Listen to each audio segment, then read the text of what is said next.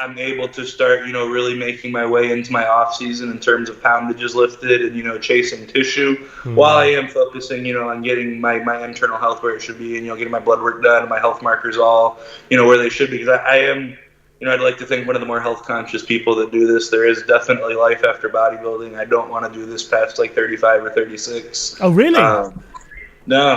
Good. No. Yeah, to be truthful with you, it will be very, very, very apparent that I either have what it takes or doesn't have what it takes by the time I'm 35 or 36. So, how old are you now, Hunter? I'm 29. 29. See, yeah, so you want to be done by the time you're 35?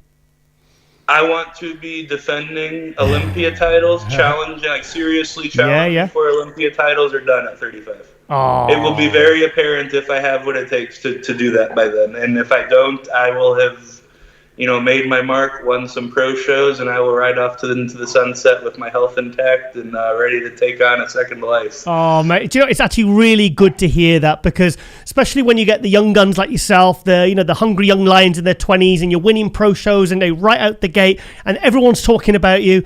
I think, we've seen tragedies, we've seen people whose careers have gone, sideways because maybe they didn't have that mentality, I think that's something that I've, gotten, growing up in the industry, around Lee, I've seen, his contemporaries, start to get old, strokes, heart attacks, joint replacements, soft tissue this, soft tissue that, and, Lee's relatively good. And then, even like moving on to like more like my contemporaries, there's been some, people have had health issues in the past years. There's been a lot of, I still remember, like when I'm coming up, when I'm 18, 19, 20, 21 years old, seeing all these other, 18, 19, 20, 21-year-old kids competing, at, teen and collegiate, whatever's, and, it's like, holy shit, how are they that big? Well, I'm bigger than all of them now, and half of them can't bodybuild anymore.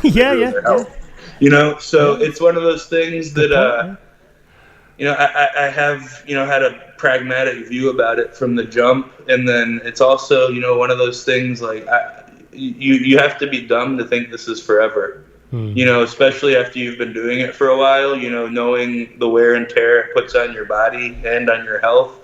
Like, you have to be dumb to think you can do it for forever. Yeah. And you have to be even dumber to think you can do it for a long time with no repercussions. So,